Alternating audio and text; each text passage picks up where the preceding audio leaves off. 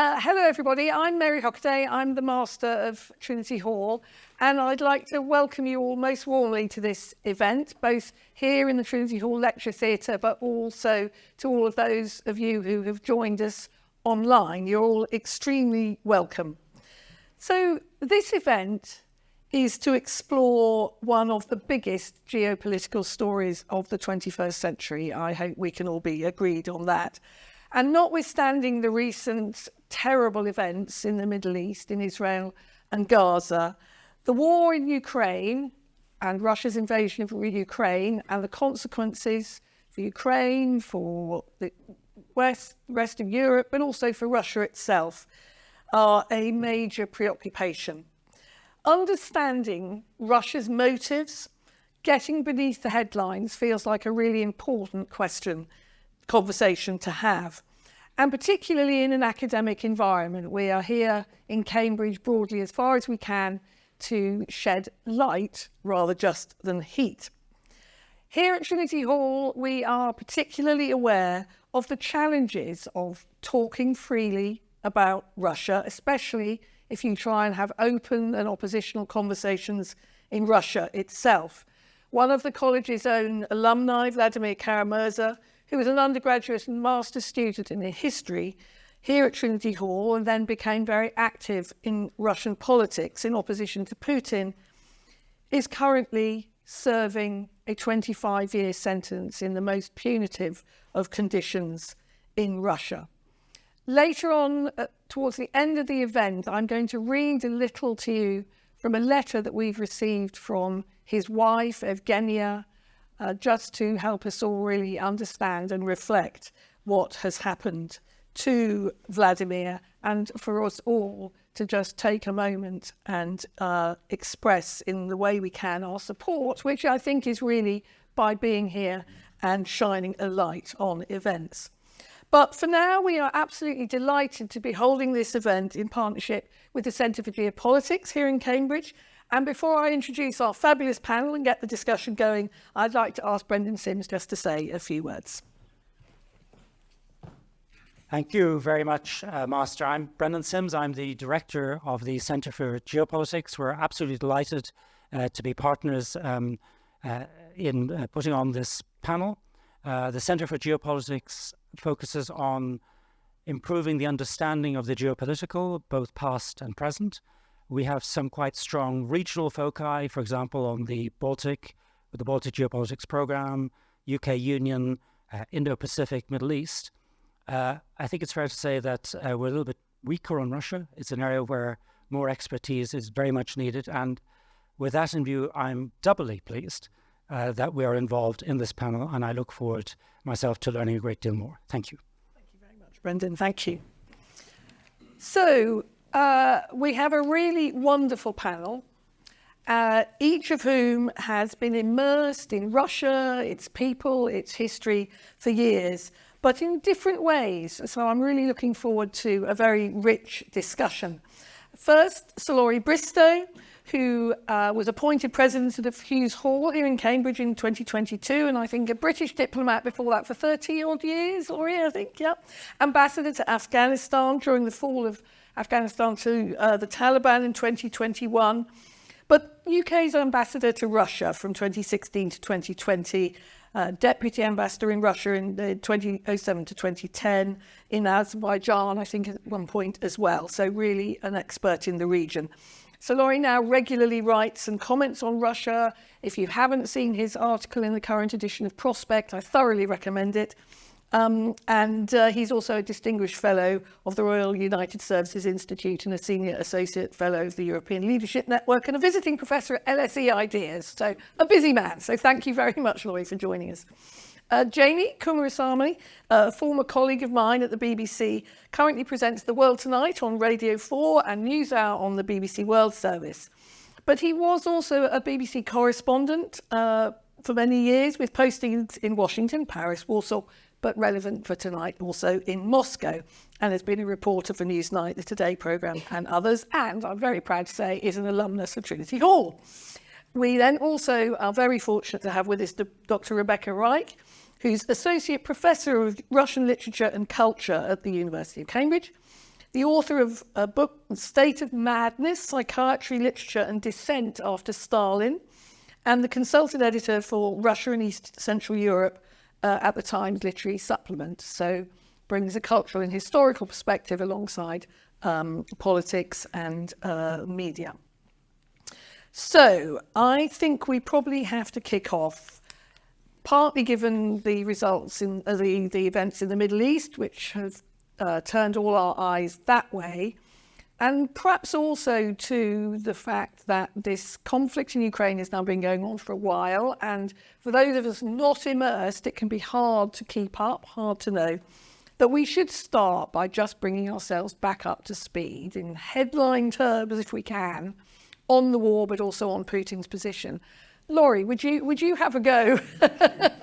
I kind of wondered whether that would be coming in my direction. Okay, so or what we're going to discuss, the biggest of big pictures. You mentioned, Mary, at the beginning. I was a diplomat in the UK Foreign Ministry, Foreign Service, for 32 years. That are really quite important. So I joined the Foreign Office in 1990. As the Cold War was ending, and I contrived to leave it in 2022 of all the years to leave that.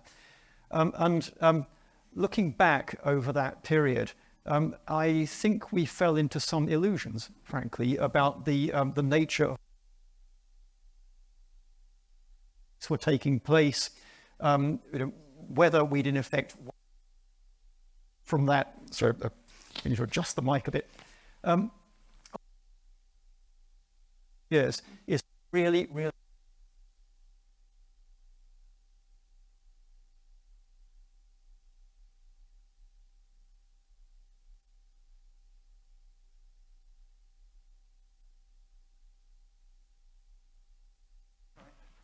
Thank you. All of the things that we thought we were doing in the Middle East and Afghanistan and elsewhere, well, I saw it come to an end, a really, really bitter end in August 2021 with the complete failure of the 20-year campaign in Afghanistan. As if none of that was enough. Look at the other things happening in the world: the climate crisis, the crisis of legitimacy in democratic institutions and countries, you name it. This is about as complex as anything I've ever seen in my entire working life. So back to Russia. Maybe the place to start, and we'll probably want to debate this a little bit, is what do we think happened here? Why do we think this happened? So I made myself quite unpopular for some years in Whitehall by simply saying, look, if you want to understand what Mr. Putin thinks, start by listening to what he's saying. We don't like it, but that's really beside the point. He's saying what he thinks. What he's not doing is telling you what he's going to do much of the time. And I think because of our inability, unwillingness to listen to what he was saying, we were led into a number of illusions about where Russia and Putin himself were going. But it's all there. It's in the Munich conference speech in 2000, and I remember the year exactly, 7, I think. Yeah, it's all there, I think, in the draft treaties that he put out just before invading Ukraine. So essentially what he's saying is the US should withdraw from being the security guarantor of Europe, go back to the 1997 boundaries of the limits of NATO. What he's essentially doing is redrawing the geopolitical map, or attempting to do it. None of it is meant to be negotiable. It wasn't supposed to lead to a negotiation. It was an ultimatum, not a negotiation. Final point, what's happening in Russia itself? In my view, this is not a war about territory, and it's not really a war about Ukraine either. It's a war about Russia, and about Russia's view of itself in the world and where Ukraine fits into that. Sorry to spell it out, but in Mr. Putin's view of the world and the view of his colleagues, Ukraine has no place in that world. That's what this is about. Do you observe Putin secure and stable in his position after some of the turbulence of earlier in the year? I'm afraid the short answer is yes. I do not think that we should rely in any sense on a sort of deus ex machina, an overthrow of Putin, a brittleness in the Russian state leading to a sudden positive regime change. I just don't see the conditions for that. There's, of course, a huge amount of speculation about whether he is ill. The man is 71 years old. That's quite old by Russian standards, but I'm not seeing any serious evidence that suggests that a change in regime is coming anytime soon. In a way, I think it's worse than that. I think we should be prepared for the successor to Putin and Putinism when it comes to be more of the same. We'll come to that a bit later. Yeah. Jamie, could I maybe just ask you to give us an assessment of the state of the war, if you like? Is it, there was a lot of talk of kind of summer offensive, and now everyone's saying, well, winter may be coming. And, is it stasis? What are you seeing at the moment? Well, clearly the summer offensive, perhaps expectations were too high on the part of those that wanted some kind of Ukrainian breakthrough. That hasn't happened. There have been moments. The Ukrainians have clearly slowly been getting more the longer range weapons they wanted. They've been attacking Crimea, for example, in ways that they hadn't been doing before. But the Russians have learned their military tactics from what's come before. They've been putting huge amounts of manpower towards, at the moment, the concentration has been on this town Avdiivka, which is close to Donetsk in the sort of eastern part of Ukraine, where very close to the regions that Russia has annexed. And the Russians have, by all accounts, have thrown large numbers of soldiers at it, have lost large numbers, but the Ukrainians have come under a lot of pressure. It's been a sort of counter-offensive from Russia. So I think the bigger picture is, as Laurie says, in terms of our expectations about what's happening in Russia, I think what's happening in Ukraine is a long-term thing. There is no evidence at the moment of some quick breakthrough. There's no evidence that Russia is going to stop throwing people at it. We've had a change. You referred to the events earlier this year with Wagner. The Wagner mercenary group has basically been absorbed into the Russian defense forces. Perhaps the same people are still involved in these, waves of what's rather euphemistically called the kind of going into the meat grinder, but that's what is happening. And a new town has emerged as this place that for the Ukrainians is we've got to keep hold of it. Again, people with better military knowledge than me will discuss whether it's a good idea to keep defending a town, but clearly the Ukrainians are losing people as well. And yes, we're heading into another winter, and that presents huge challenges to everyone. And Rebecca, from the sort of cultural and historical point of view, Laurie talked about how in a way the signs were there. We didn't necessarily hear them or read them, but when Russia invaded, were you surprised? Were you shocked? Can you fit it into a cultural and historical line of thinking? I think that I think many of us were shocked, didn't think that it would happen until the very last minute that it did happen, of course. And I think part of that has sort of precipitated a kind of reckoning, at least within the field that I work in, where people have thought quite hard about the ways in which they viewed Russia previously, perhaps trying to see a Russia that they would like to see, coming back to Laurie's point, I think, a Russia that was maybe sort of moving 2 steps forward, 1 step back, but overall in a kind of positive direction for many years. And very clearly, what was instead happening was that this was a country that was engaging in unprovoked military aggression against, its neighbors, that was willing to participate, was willing to sort of enact repressive measures against its own people in ways that one would have hoped would have been in the past. And this has, I think, provoked quite a period of self-examination, at least within Russian studies and more broadly within Slavic studies, about how we do look at Russia now and how we have looked at it in the past.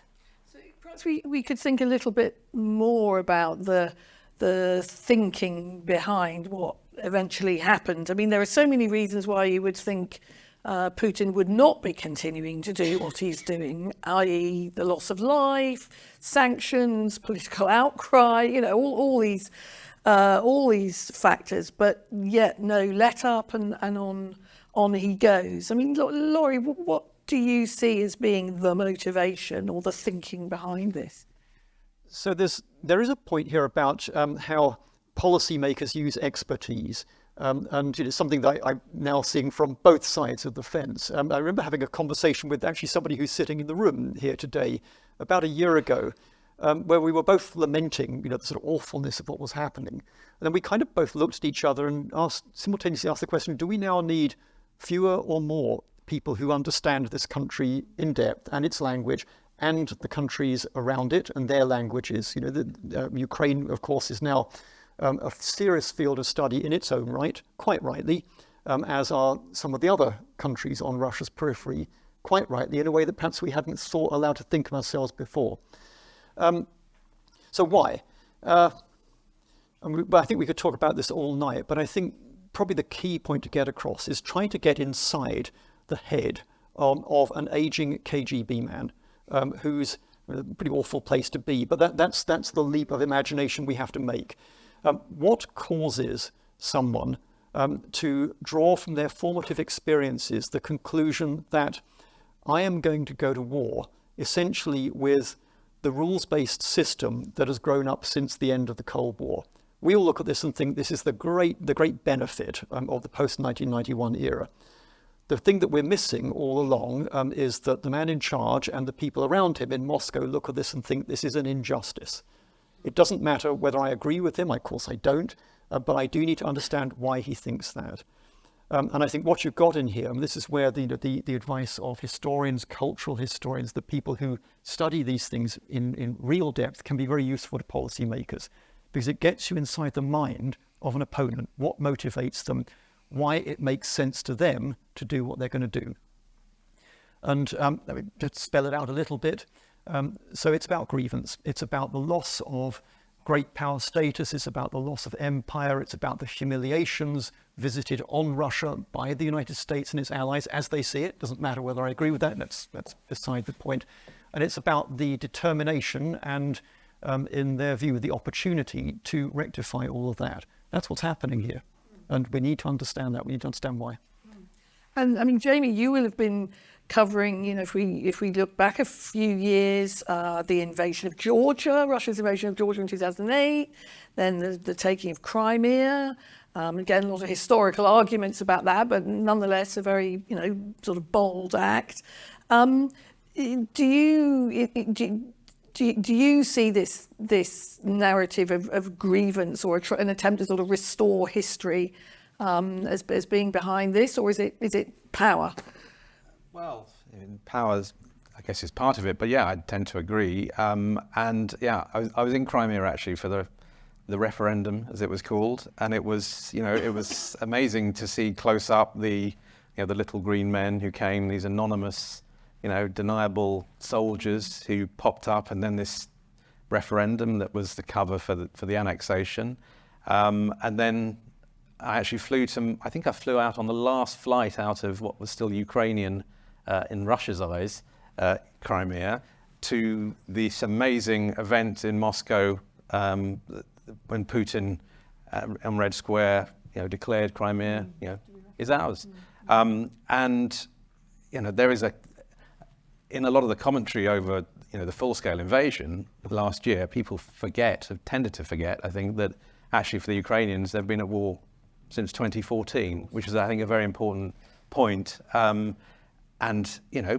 perhaps something that the Kremlin didn't take into account when they thought they would be able to go in and it would all be over in a few days, didn't take into account that the Ukrainian people have actually, had plenty of time to get used to this idea. It was not a surprise to them, I don't think. Perhaps to some extent it was, but I think they were prepared, mentally prepared, or else they wouldn't have reacted the way they did and defended their country in the way they did. So I think, that's a very important part of the context. But yes, I think, as Laurie said in his opening remarks, it's all down there in black and white. Putin has kind of laid out his big article in the summer before the full-scale invasion, with all its, I'm sure, we'll talk about the history behind it, but it was all very clearly there. So far we sort of talked about Putin really as doing all of this, or the Putin regime. I mean, how useful is it to talk about the Russian people or Russian public opinion? Is it possible? I mean, you know, Rebecca, do you have a sense of people taking pride in what has happened over the last few years and pride in the fight, or do you see difference and variety? How are you able to understand what Russian people think? Well, I think the first thing to say is that we can't talk about any kind of homogenous sense of public opinion in Russia at this moment. Like in any society, it will be very different. It will sort of vary across society. But if we think in terms of support for the war, how that kind of plays out across Russian society, then from the analyses that I've read, people tend to talk about a kind of three-part division where there'll be a sort of sizable minority that is extremely pro-war, but crucially, I think not necessarily pro-regime. And this is, as we saw play out with Wagner before, this can be a real point of concern for the Kremlin. In keeping that in check, or sort of controlling that situation. And then you might think about another sort of sizable minority of people who are anti-war. And here we're thinking more about the kind of liberal opposition, but since the early days of the full-scale invasion, we're not hearing, this is a previously vocal group that is not able to speak out in the way that they did previously. And then there's just a much bigger group of people who are probably aren't that happy about the war, but they don't like how it's affecting their lifestyle. They don't like not being able to travel freely abroad. They don't like to. They're not happy about the economic situation, but they sort of get on with their lives, and they try not to think about it very much. But many of them will be pro-regime as well. But I think it's pretty important. It's important to think about about that group of people because that's a potentially sort of shifting group of people, because the longer this war goes on, and the more bogged down Russia gets in this war, that group might move away from that pro-regime stance. And so that's going to be a situation that the Kremlin is going to be interested in controlling as well. Jamie, when you're trying to hear a range of voices and perspectives, I mean, how easy is it to get Russian voices on air from inside Russia who may criticize or speak against the war? And so many people have left, and how does that actually work? It's incredibly difficult. I think in the weeks, probably days after the full-scale invasion began, it immediately became clear that a lot of the experts or the people that you would turn to for comment just were not going to speak. People realized that this was a big moment, and I think that the numbers have dwindled. Even some of the people you'd have heard on the airwaves in the first few weeks and months of the war no longer want to speak. It's very difficult. I mean, we are lucky at the BBC to have a fantastic correspondent, Steve Rosenberg, who is in Russia. But it's been very, clearly there are huge challenges from reporting inside Russia, especially since the arrest and of the American journalist Evan Gershkovich, another American journalist recently arrested as well, put on trial, and that sent a message. A lot of international correspondents decided to leave, and the BBC office went from having a pretty large section of the BBC Russian language service, the BBC monitoring people, the people that are monitoring the open source information coming from around Russia and other parts of the former Soviet Union. All those people have left pretty much. You had, I'm not sure of the numbers, but it was on 2 floors of a building. I'm sure you've been there. And it's now dwindled really to Steve and 2 or 3 others are the only, presence there. So it makes it very, very challenging. People can follow from outside the country, but it's it's hard. Steve can still he can still get around. It's I had a chat with him the other day about this before coming here, and we, he says it's as a representative of what's now called an unfriendly country. We are an unfriendly country. So you're not allowed to go to quite big set piece events. Even the big economic forum in St. Petersburg. No, can't go.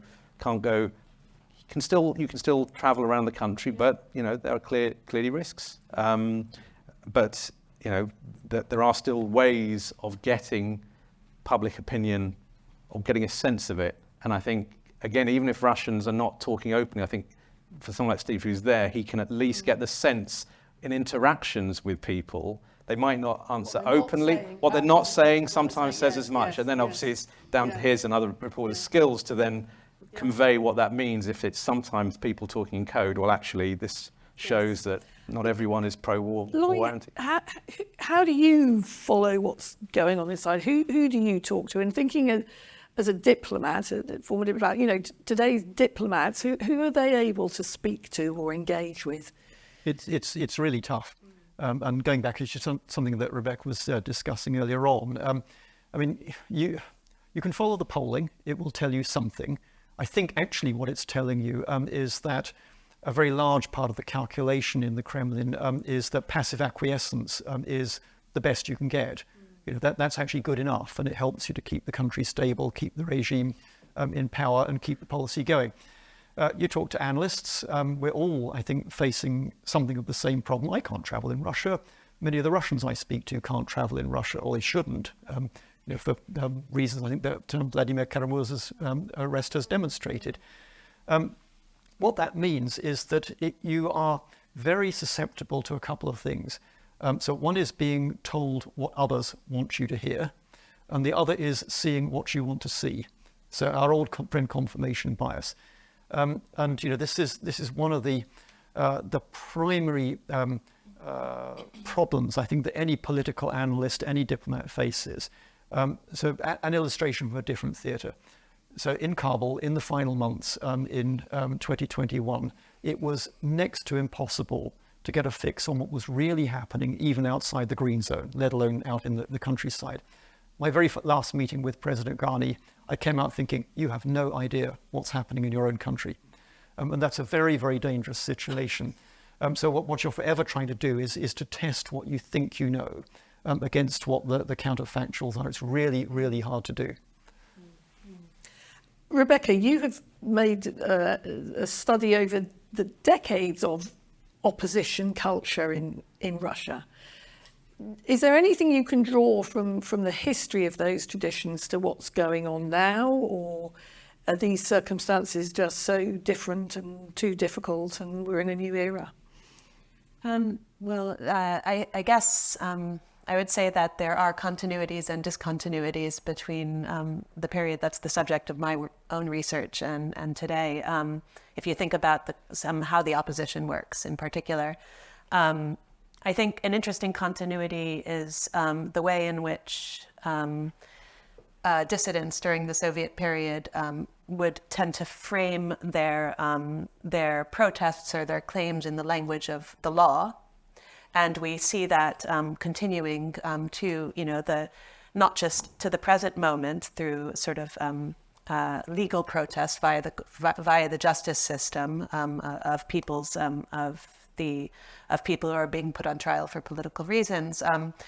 But we see this coming out of kind of the Soviet period, and one of the sort of key features or strategies that came about in the Soviet period was something that the historian Benjamin Nathans has called civil obedience, which is the idea of treating the law as a kind of the written law as a sort of taking it literally, treating it as a sort of impartial set of duties and obligations that every individual can hold themselves accountable to, but also by that virtue hold the state accountable to them. And the person who's normally considered the kind of father of this approach is the dissident Alexander Volpin, Yesenin Volpin, who was known for he was a mathematician. He had virtually memorized the Constitution and Criminal Code, and he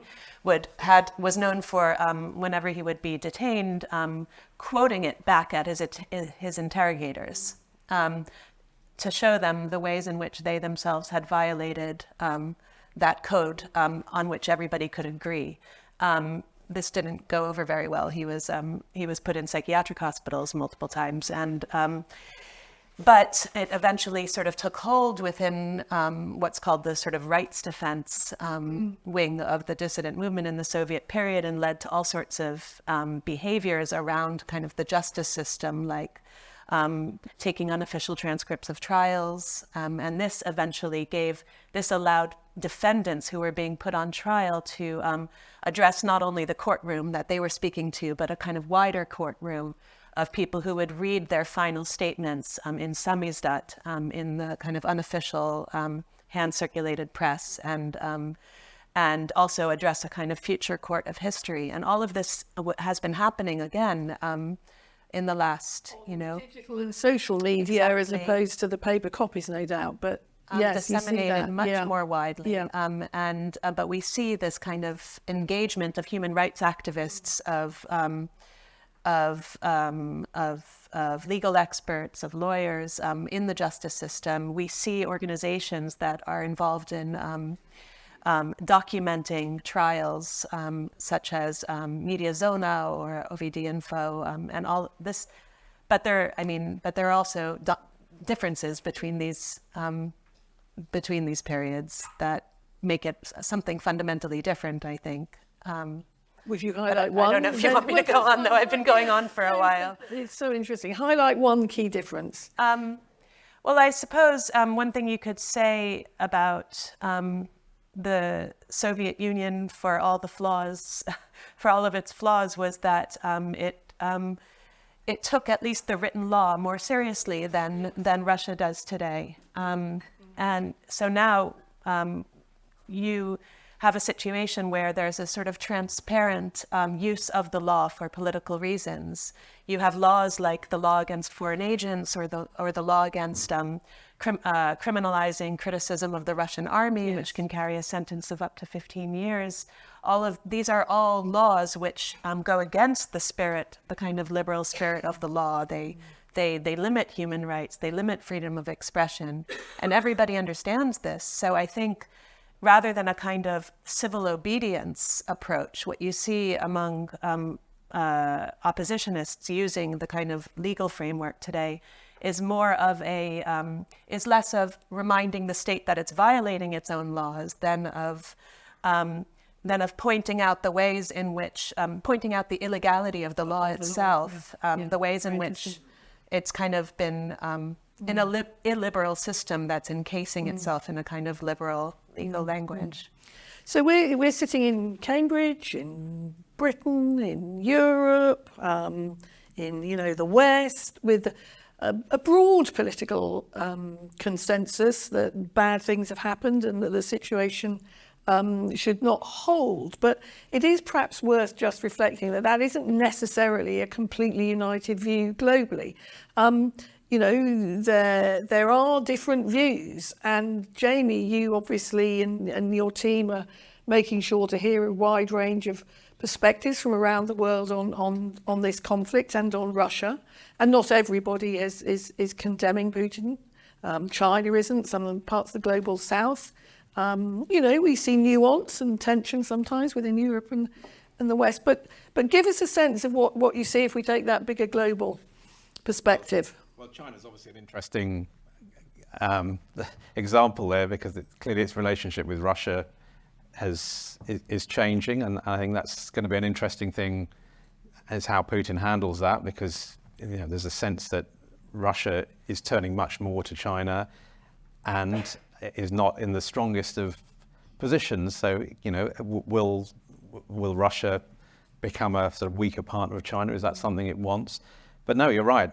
Plenty of other countries have either sat on the fence or tacitly supported and see things from a very different perspective. And the obvious examples at the moment have been in Africa, a string of coups in various countries in Africa, sub-Saharan Africa, where we've seen,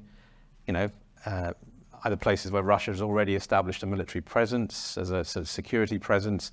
We've seen the Russian flags being used in places like Niger, and again the question is that because countries support Russia, or is it because actually Russia's come to symbolize somehow a sort of anti-colonial, anti-Western view, and that's what's been tapped into by Moscow. But absolutely, there plenty of countries either see it as an opportunity for them, perhaps to get cheaper energy. They've seen that the West is turning off the taps, or feel that perhaps they've been neglected by the West. There's a whole range of reasons why countries will not necessarily condemn Russia,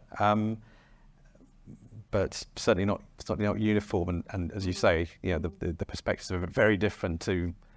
I mean, it's not uniform in the West either. Even within the European Union, look at Hungary, for example. I mean, Slovakia now has a far more pro-Kremlin government. So again, it's not uniform in the West. I think that's something, again, perhaps from a kind of British perspective. And then look at what's happening in America at the moment. I think we have to look very carefully at American politics at the moment. And the Republican Party, and I was out in Washington a few weeks ago, and you absolutely got the sense that there's large swathes of the Republican Party in the House of Representatives who are feeling very skeptical about continuing to fund Ukraine for a variety of reasons. The new House Speaker, who's just been elected in the last week, Mike Johnson, someone who's, again, very skeptical about the need to keep funding Ukraine. That's all playing out as we enter US presidential election season. Joe Biden has kind of tied together aid for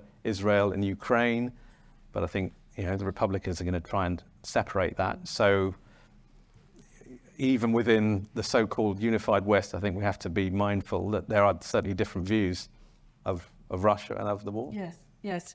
And I mean, Laurie, you've been actually in your article recently, I mean, you've been really clear about seeing a real need for the West to kind of hold together. But the longer this goes on, the more some of these differences and tensions emerge. I mean, what do you see, or what concerns you? Well, I think the good news, if that's not a rather flippant way of putting it, what went right in the last 18 months, most of the last 2 years, is it's on the whole, leave aside a few outliers, it's the clarity and unity of purpose in the Western Alliance, where essentially the penny dropped, that this is not one we can sit out, it's not one we can look away from. And our sources, in terms of Western states, our source of strength here is the fact that we do alliances and Russia really doesn't. And there are very powerful sources of strength in there. The bad news, I'm afraid, is pretty bad. Maybe a way to frame this is to think of it in terms of the multiple transitions that we're going through at the moment. So we've been hovering around this question since the beginning of this talk about what happened to the world that we thought we knew.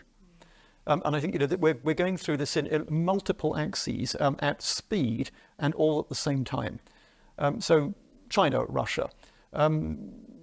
Xi Jinping and Putin at the outset, just before the outset of the war, declared friendship without limits. It's not hard to explain why. I mean, they're both looking at the emerging geostrategic competition with the US from slightly different perspectives. I think Xi Jinping was horrified at what Putin then did, even more horrified at the mess he made of it, and doubly horrified when he started using nuclear rhetoric. And he was the Chinese very clearly reined Putin in on that. Not because they particularly care about Putin, but they very much care about strategic calculation. They have to do their own, just as everyone else does. The global south. So there's an interesting mismatch here. 140 countries voted with Ukraine in the General Assembly in the middle of 2022. 140 countries, not exactly the same countries, voted with Ukraine exactly a year later in the General Assembly. Very few of those countries acted with Ukraine, either militarily or in terms of economic sanctions on Russia. There are lots of reasons for that. Some of them are to do with the way that countries calculate their own interests. They do, and it's not always the same as the way that we in the West calculate it. The best expression of this I've seen yet so far is the Indian Foreign Minister, who said, I mean, I sort of slightly paraphrase, Europe, meaning the West, needs to get out of the mindset that Europe's problems are the world's problems. They're not. That's not how it seems. So you've got India essentially hedging, multiply hedging. This is a good strategy, I think, in the world that we're in. They looked at it objectively. The global south, the bit that I just can't get my head around, how we forgive ourselves for the evident fact that a neo-imperial war is being successfully presented as an anti-imperial war. That's on us if we're losing that argument. And I think we haven't really understood even why it's happening, let alone come up with good answers to it. Final point, what we still talk about as the rules-based international system, I'm sure Brendan will give us a whole lecture on this a bit later. But look, we had this thing called the rules-based international system. I have been told in terms by senior Russians that it doesn't exist and we made it up for our own interests. And they're not entirely wrong. But the real problem here is that I think it just ended and we haven't actually fully understood that even happened, let alone why. I'm going to open up to questions in just a moment, but if I may, with each of you, ask a slightly more personal question, really, which is, each of you has had a long relationship with Russia. You've all lived or worked and, visited there. You have Russian friends, you know the language and so on. You can't go there now. You're grappling with its, I don't know, what do we call it? Travails, decline, horrors, whatever you want to say. How do you feel as somebody who cares about Russia? Rebecca? It's been a very challenging and kind of life-changing time in that respect. I think, as you say, we people in Russian studies, I have friends, intellectual links, memories from years of traveling and living in Russia. It's a very, it became a very important place to me personally. And now, one can't go, or it's too risky to go, or for many it's ethically not defensible to go. And so that changes quite a lot. As a scholar, it changes also how you work, because so much of the work of many of us is archivally based. When you can't work in archives anymore, you need to rethink what kind of work you do and how you go about it. But I do think, as I said before, that there's also an opportunity for growth here for the field as it kind of confronts the ways in which it has imagined Russia. On the one hand, there is a kind of loss of Russia itself and the loss of that vision of Russia. And at the same time, there's the growth of something that is hopefully much more well-rounded and that's more attentive to Russia's place within a kind of post-imperial space. Thank you. Laurie? Yeah, what can I usefully say? So I think a couple of things. One is it's really important to think of what's happening in terms of not just what states are doing to each other, but also hundreds of thousands, possibly millions of individual tragedies and individual crimes. People are doing those war crimes. Individuals like you and me, I hope not like you and me, but they are happening. They're being done by someone to someone. And the domestic repression in Russia is being done to someone by someone.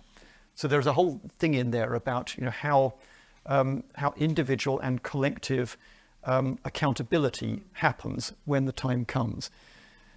The other thing that it may be just useful to say in this context is it goes back to something we were discussing earlier. It's about trying to understand why those individuals as well as those states have made the choices they've made. There's one thing I just want to reinforce here, because I think it goes to a lot of what Rebecca's been saying in particular as well.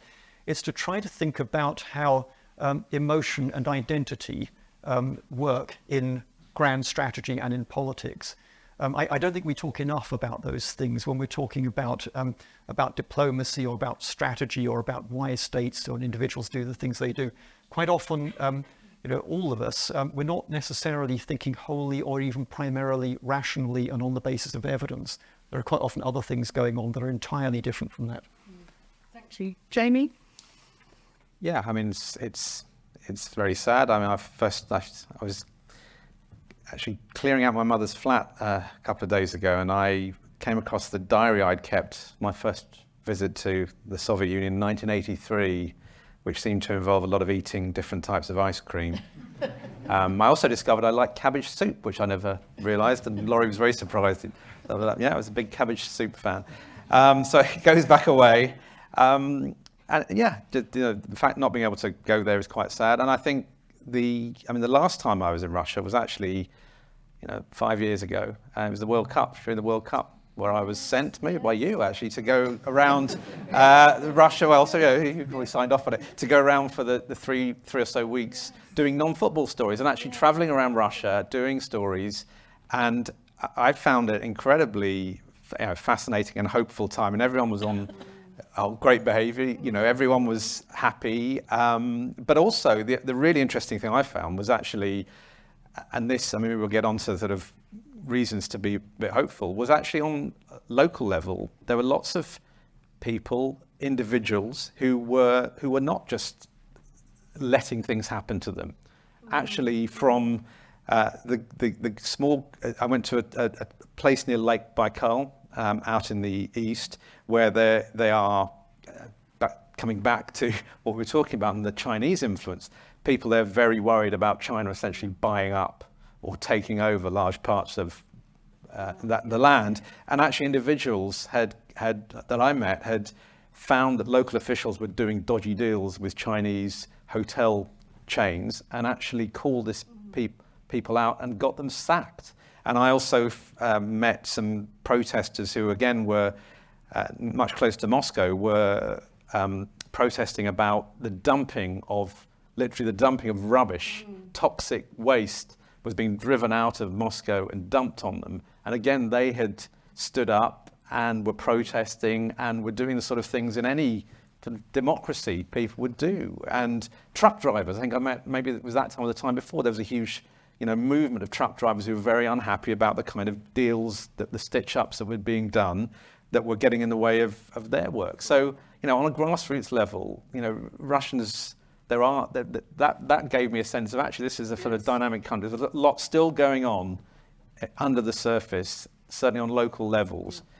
And again, coming back to the difficulty of working out what's really going on in Russia, the inability to go to those places and to see for yourself what's happening and see a bigger picture and a smaller picture at the same time, that's very depressing.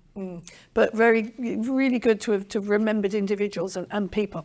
Let's open it up. We have people in the room, and I'll also come to a couple of questions from online as well. But yes, please. Oh, we've got microphones, so if you could just wait till we'll get you a mic. So there's a woman here in the green top. Thank you. Hiya, my name's Rhiannon. I also studied at Trinity Hall, but I now am a political advisor at the British Council. So my work's very much focused on the cultural relations and people-to-people space, much as World Service is too. Laurie, you described a neo-imperial war. And if we take Latin America as an example, specifically looking at cultural relations and the sort of people-to-people dynamic, China and Russia have both significantly expanded their cultural relations work in Latin America, while the UK has slightly scaled it back in previous years. So I think that something like China have got 38 cultural relations institutions across the region, and Russia have about 29. What strategic threat does this pose to the UK? Is there one there? And what more can the UK be doing to counteract this? And should we be doing more in that space? Okay, one of the great things about no longer working in government is I can say what I really think. Let me say that. Look, I came across a statistic when I was in Moscow last time round. Actually, it was a Macedonian colleague told me, do you know how many scholarships the Russian state gives Macedonians? I think the number was about 35. This was in a year in which the UK was off. Do the math. There is the cultural diplomacy in the broad sense. Definitely use the mic. Yeah. So I've got a busted lapel mic, I'm afraid. So there is a question about, are we actually serious about this? My personal view is that if we are playing a properly long game, by which I mean generationally, then we need to look at and keep in good repair the soft power assets that we have got. So the ones that we had, the British Council, the BBC and the World Service, places like this, the universities, they were enormously powerful in my time in Moscow. There's also a thing here about working with the things that Russians like and respect. One of the things that we did, almost the only thing that went right in my time in Moscow, apart from a few World Cup matches, was we set up a youth orchestra. Really simple, basic stuff. And people loved it because they understood, first of all, it spoke to things that Russians like and respect and all the rest of it, but also they understood why we were doing it. It was about putting out there a vision of a different sort of relationship with a different sort of Russia. It's not going to change anything quickly, but I think we do now need to be thinking in that sort of space. Thank you. Any other questions? Yes, we'll come here. So we just. Okay, if you don't mind just waiting. So, gentleman here, please, and then we'll come back. Yep. Thank you very much. Ingram Davis from British MC Moscow. There was a really fascinating point I think you raised about the sort of the complexity of the challenge that is faced in trying to understand the mentality that is associated with the state. So my question to the panel, coming from a point of having to describe it to a British audience, having to understand it in a historical, cultural sense, and having represented the country as well, is what would you say is the hardest matryoshka to unlock in terms of understanding that state mentality, and how do you go about communicating it to an audience that, as we've seen throughout the speakers, isn't fully understood certainly in a Western mindset? How do you unlock it? Who wants to go first? Rebecca, do you want to go? Well, I guess I could say, as somebody involved in education, educate more and more. There's probably never, in my own memory in this field, been a more important time for people to study Russian. And I really I hope that this is going to be a time when people come in, possibly not for the most optimistic of reasons, but when people come and realize that this is a area of the world that needs more expertise, and that needs hope, and where we also need to carve out avenues of exchange with expertise from within Russia. So that would be my perspective on what's needed, I think. Jamie?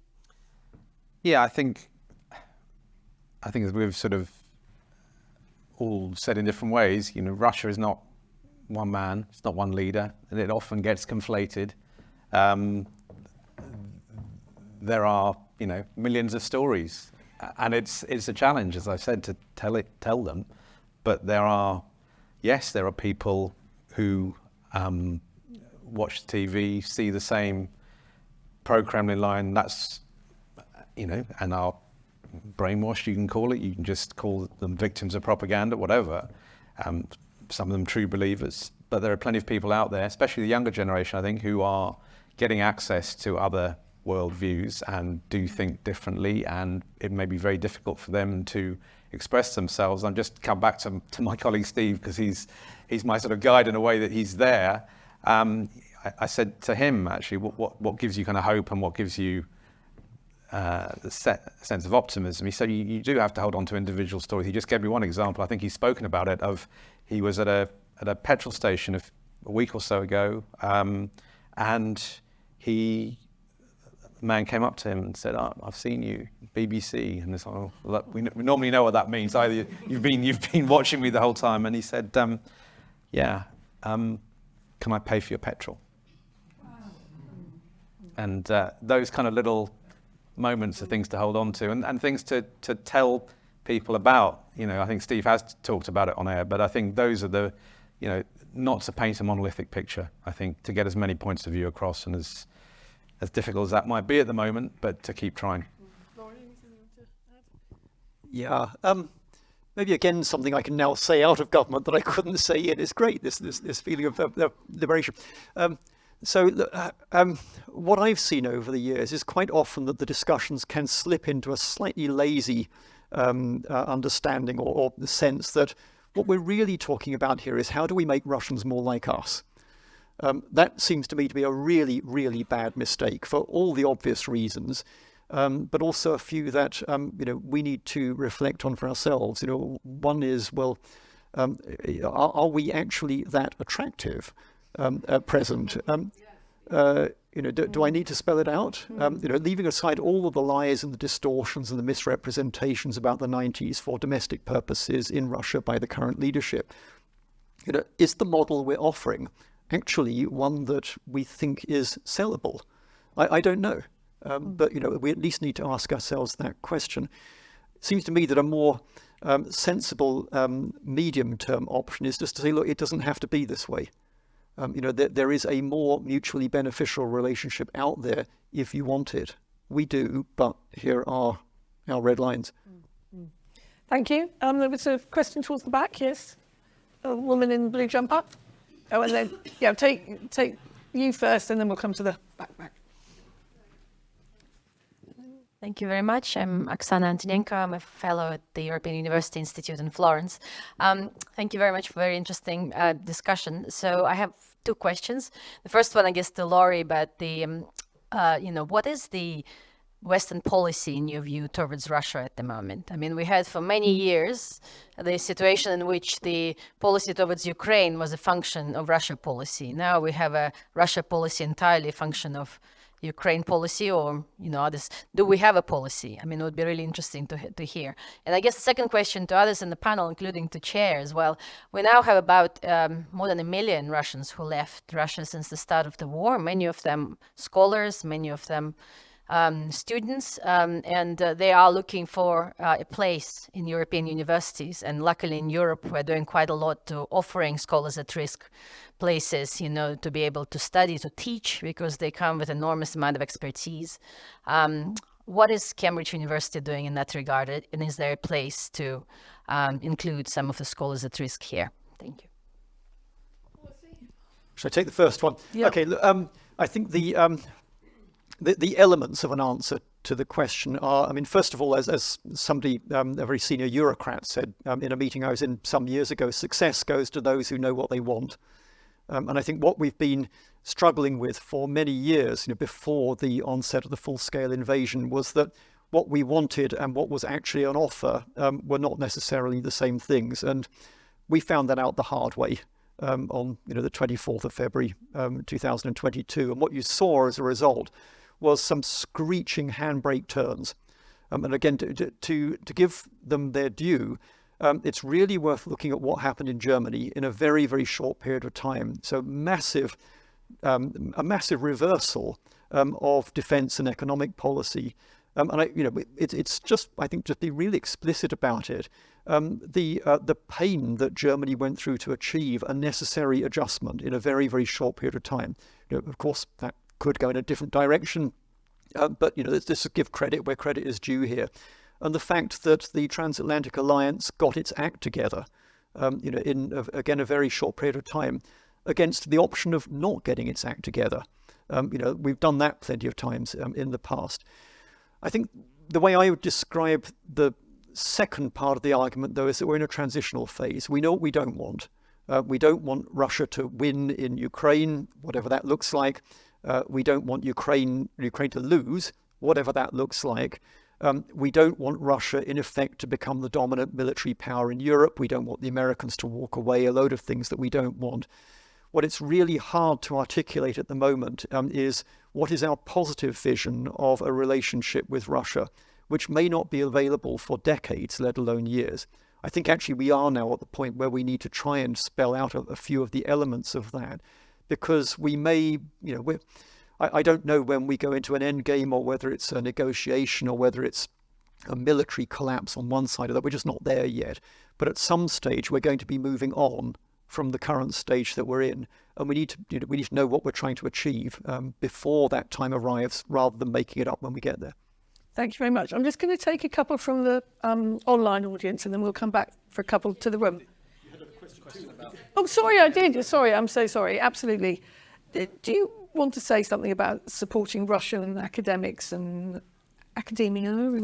Well, I suppose with Cambridge, you have such a sort of dispersed institutional structure. You have the university and you have colleges, and I think different colleges have pursued sort of different links with scholars at risk. At my college, I know that we have some scholars at risk from Ukraine who have come into the college. In terms of graduate students, funding, was made available to people at risk, but that's part of also a wider kind of funding made available to people at risk from conflict zones around the world. So people have been coming out of Russia as well, in need of places to go, and those opportunities have been available for them. I think, though, that there's always more that one can do. Always more.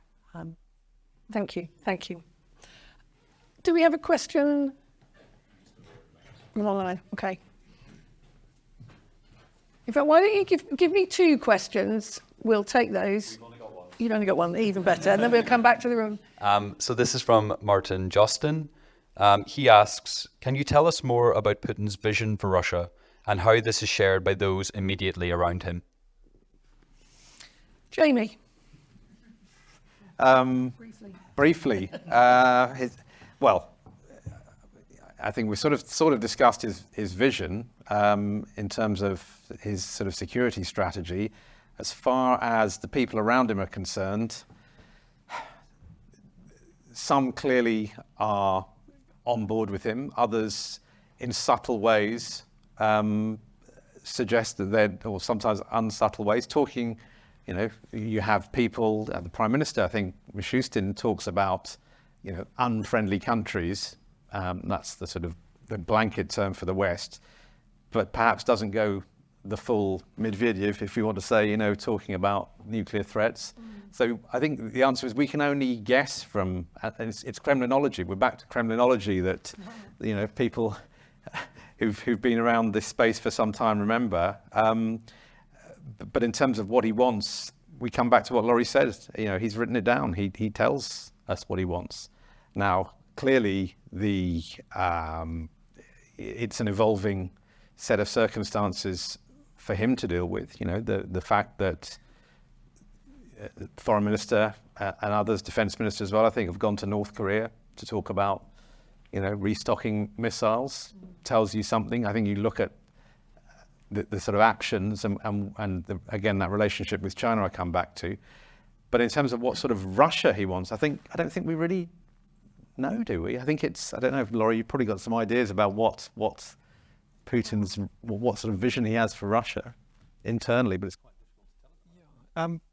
I think part of it is it's essentially neo-imperial, it's authoritarian imperial state. But what I'm tempted to say, that there's a very telling phrase in Russian which I can't remember when we first started hearing it, but it's become a sort of rising crescendo through Putin's time in office, and it's Russia rising from its knees. And I think it talks, what that speaks to is, again, the emotional and sort of the non-rational drivers of policy and strategy and behavior here. It's about humiliation. And I think that putting right what are perceived as the injustices of the 1990s, that is at the heart of the vision for Russia. My question, what does Russia, internally, what does Russia think of itself, as opposed to not against other people? I mean, I remember in the early 90s, during the Yeltsin years, the Kremlin actually sort of came up with a unit that was trying to work out what the Russian idea was. A new post-Soviet Russian. In fact, they allowed us access to one of their meetings. We went in and recorded. Would you believe? It's amazing to think of that now. But actually, a a session where they were trying to work out, well, what are we? And they tried all sorts of different ways. That there was talk at some point of bringing in some symbolic form the Tsar, the Romanovs back in some form. They were kind of, there was this constant, and these were internal discussions. These were not the kind of geopolitical grievance discussions. So in a way, Russia went back to the old, they went back to the old Soviet national anthem, for example. They'd flirted with another one. I think, we look at what we're trying to do, as you're saying. I think, in Russia, I think there's also still a debate about what it wants to be. Can I just drop in a little anecdote here? So I think most people in the room will have heard of the Ruski Mir, the Russian world. So this is also an organization that was set up whenever, back to 2006 or 7. So I asked Vyacheslav Nikonov, so what is the Ruski Mir? The man is utterly cynical. He is Molotov's grandson and proud of it. He will tell you that in conversation. And he looked at me with one of those smiles that really makes your stomach turn and said, "Oh, it's Russia's equivalent of the British Council." And it was just the naked cynicism with which this was said. But there is something in there, and it goes back to my earlier point about are we saying that Russians should be more like us? That's not how it looks, I think, to many Russians. I think to many Russians, what it looks like is a unique civilization that has been denigrated and not taken seriously and all the rest of it. And they determined to put that right.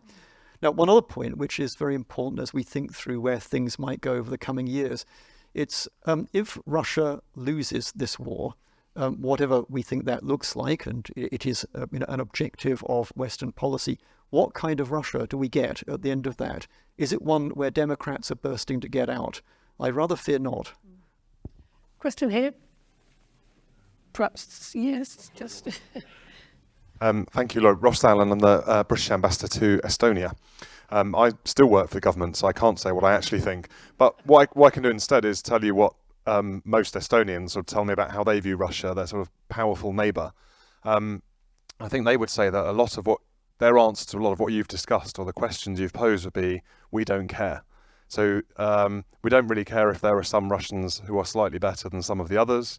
The debate in sort of Yeltsin's time about what sort of Russia should we have, I think the Estonian view would be that they are inherently imperialistic, and that Ruski Mir will always include their neighbours and us. They would describe themselves as sort of always the victims. So how do you answer that sort of challenge, which is ultimately, I think, from not just an Estonian point of view, but the other Baltics, many of the other sort of Central European countries, Poland, etc., would say we need to help Ukraine win. And after that, who cares? It doesn't really matter. They can go away and stew. And if they ever end up being better and worth dealing with, then we can sort of factor that in down the line. But in the meantime, we don't even need a policy. Why does it matter? So just to be very clear, not my view, but something I hear quite a lot where I live. Yeah. I'm just thinking, you probably can't answer that question. But yes, Rebecca, you are, yeah. Do you recognise that? Do you understand that? Or? I think that's part of a kind of wider sort of decolonization conversation that we're having in the field, sort of kind of prizing apart Russia from kind of its the former sort of Soviet sphere and sphere of influence. So I think that these things, the whole region should not be thought of as necessarily intertwined, and that I can understand that perspective. I'm not sure, though, that even with the loss of the war, Russia's neighbors would be in a position to say that they just don't care, because it still would remain a very powerful neighbor. And I don't think the political culture that has been growing in Russia over the last 20 years is going to go away anytime soon, even with the loss of the war. There's a new generation that's been raised on a very different, on a particular view of history, a particular view of the present, a particular sense of Russia's mission in the world. And we don't know what that will look like politically, but I don't think it's going away. Thank you. Another question, Charles? Yeah, John Farrell, I work with Brendan Sims on the Baltic Geopolitics programme. One question which has really exercised me a lot, which has come through a number of things that are said, and I think you're all correctly saying we have to look at ourselves very critically. But if you look at the events that you know very well about, Laurie, in Afghanistan at that moment, a massive geopolitical shock, what happened to all that commitment, those resources, then the Russian invasion of Ukraine, and then more recently the Hamas attack on Gaza. These things all came almost out of a blue sky to the West, not entirely, I know, in all the circumstances. And it certainly raised in my mind the question, how well do we understand at all what's going on around us in this modern evolving world? It raises a question for me about what could we be doing better, whether as governments, whether as universities, to try and understand the world around. Not necessarily to predict events, you can't really predict events, but at least not be so completely blindsided as these three enormous events really were. All of them raising the question, well, what were we doing? Didn't we understand what was going on in each of these areas? And of course, the most recent, the Hamas attack, is another classic illustration of that. And I just wonder if any of you have got any reflections on how we try and improve ourselves to be able to better understand the massive challenges that we face. James. Well, I'd like to obviously plug for the organisation I work for. I mean, the BBC World Service in particular, which does try and present as many different viewpoints from around the world as possible, and as making sure voices are heard who, for people in the West and the UK, might seem a bit uncomfortable, might present viewpoints that we don't find we're shocked by. I mean, I think hopefully we have a role to play in making sure that things don't come out of the blue, reminding people context, reminding people, just for one example, 2014, as I mentioned, that the invasion, full-scale invasion, was a full-scale invasion. It wasn't, an invasion because the invasion started, from a media point of view, from our point of view, I think it's continuing to give context and as many different voices as possible. I think that's what we can and hopefully should continue doing. Do either of you want to add? Or? Yeah, I've got really two things that I find I'm increasingly focused on. One is its expertise, but in a particular way. So those of us who either work in government or have worked in government will know that the one thing at the senior levels you are most short of is thinking time. And this is a real problem when you're dealing with big, wicked problems, especially ones that are moving away from you very, very fast. My suggestion, really drawing on my own experience as much as anything else, is if you're in government, invest seriously in thinking time and in your networks, amongst people who have the capacity, essentially, for you to subcontract some of your thinking, your expertise to them. I mean, take a subject like Russia, there is lots of expertise outside government, far more than there is inside government, so use it, really. This really shouldn't be difficult. In the case of Afghanistan, I said it in writing and on the media, we didn't know enough about that country. We sank, in the US case, $2 trillion, thousands of lives in a country we didn't understand. How is this even possible? That was part of the same in Iraq, by the way. My other point is about, I touched earlier, it's watch your cognitive biases. Again, some of the more humongous messes in our foreign policy, our domestic policy over recent years, we're seeing some of it play out now, is when you are seeing what you want to see rather than what you are actually seeing. It's really, really dangerous, and it goes to the heart of organisational culture as well as how you use external expertise. Just asking the question, what if we're wrong? And academics should be good at this as well, the expertise and the challenging thinking. One last question, if we may.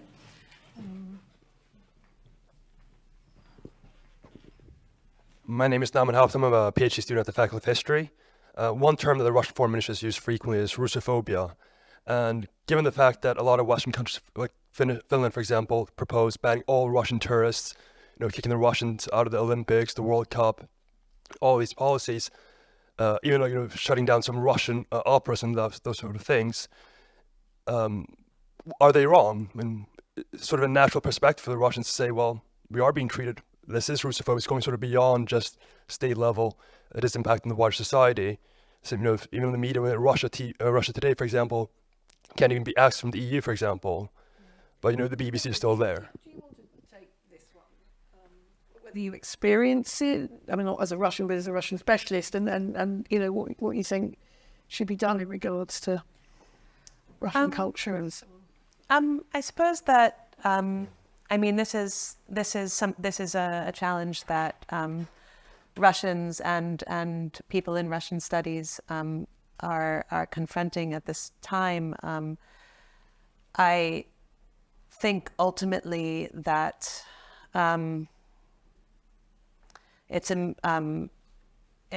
it's hopefully a temporary challenge.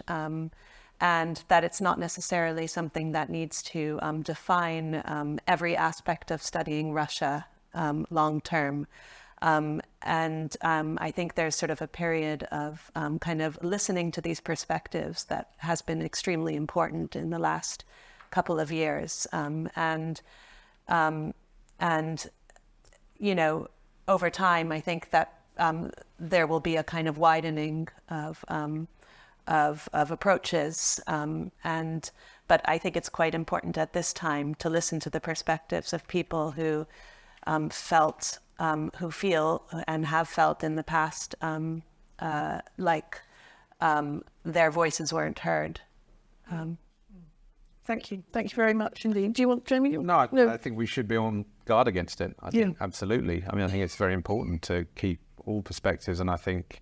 Yeah, there certainly is a danger of sort of the entire nation being tarred, Russian people, individuals not being treated as such. And yeah, I think that's very valid.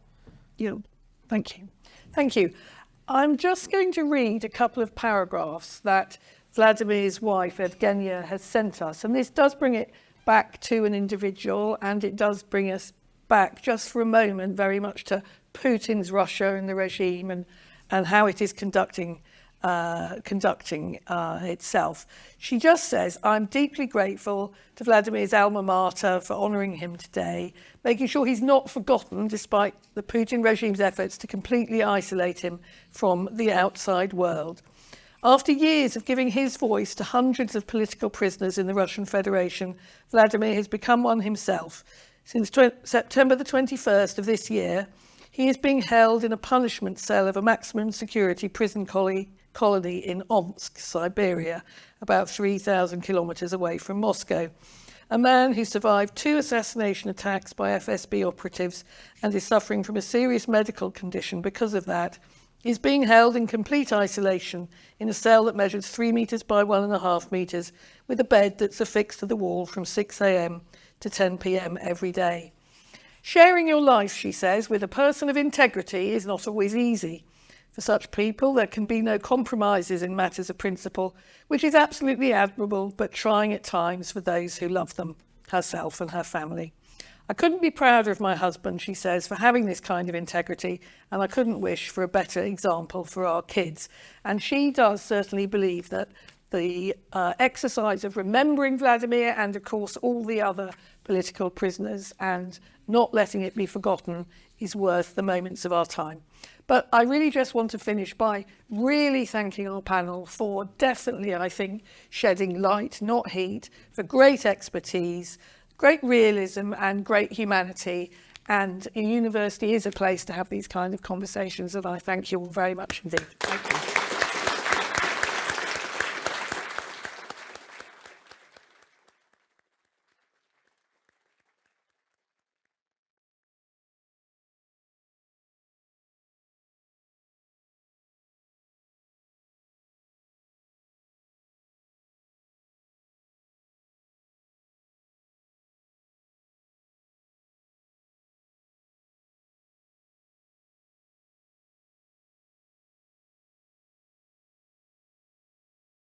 I am deeply grateful to Vladimir's alma mater for honouring him today and for making sure he is not forgotten, despite the Putin regime's efforts to completely isolate him from the outside world. I'm lucky to be sharing my life with a man of integrity, a man to whom decisions come easy because his values are clear, a warrior, a patriot. This man today needs my voice to continue carrying his message from a Russian prison because, having survived 2 attempts on his life by a team of assassins in the service of the Russian state, Vladimir was arbitrarily charged, tried and sentenced to a quarter of a century of strict regime for so-called high treason. Last year, after the full-scale invasion of Ukraine had broken out, Vladimir believed it was his duty as a Russian politician to show by his example that giving in to fear and intimidation is a choice, even in the face of the well-oiled and increasingly cruel, repressive machine of Putin's regime. Indeed, in the words of Winston Churchill, never give in except to convictions of honour and good sense. Never yield to force. Never yield to the apparently overwhelming might of the enemy. Vladimir's speeches that served as grounds for the criminal charges against him publicly denounced the war crimes committed by the Russian army, called for the creation of a Nuremberg-style tribunal to prosecute all those responsible, and raised awareness about the rising number of political prisoners in the Russian Federation, total censorship of the media, and the de facto destruction of the Russian constitution through a so-called referendum. As Vladimir wrote from prison, according to the indictment, my speeches threatened the security and constitutional order of the Russian Federation, damaged the international reputation of the Russian Federation, and gave Russia an image as an aggressor state in the eyes of the international community. While flattered by the investigative committee's assessment of my influence, I must admit that Putin has done a much better job on all 3 counts than I ever could. After years of giving his voice to hundreds of political prisoners in the Russian Federation, Vladimir has become one himself. Since September 21st of this year, he is being held in a punishment cell of a maximum security prison colony in Omsk, Siberia, about 3,000 kilometers away from Moscow. A man who survived 2 assassination attacks by FSB operatives and is suffering from a serious medical condition because of that, is being held in complete isolation in a cell that measures 3 meters by 1.5 meters, with a bed that is affixed to the wall from 6 a.m. to 10 p.m. every day. Sharing your life with a person of integrity is not always easy. For such people, there can be no compromises in matters of principle, which is absolutely admirable, but trying at times for those who love them. Integrity, I believe, serves as the foundation of that courage that great American statesman John McCain described as not the absence of fear, but the capacity to act despite our fears. I couldn't be prouder of my husband for having this kind of integrity, and couldn't wish for a better example for our kids.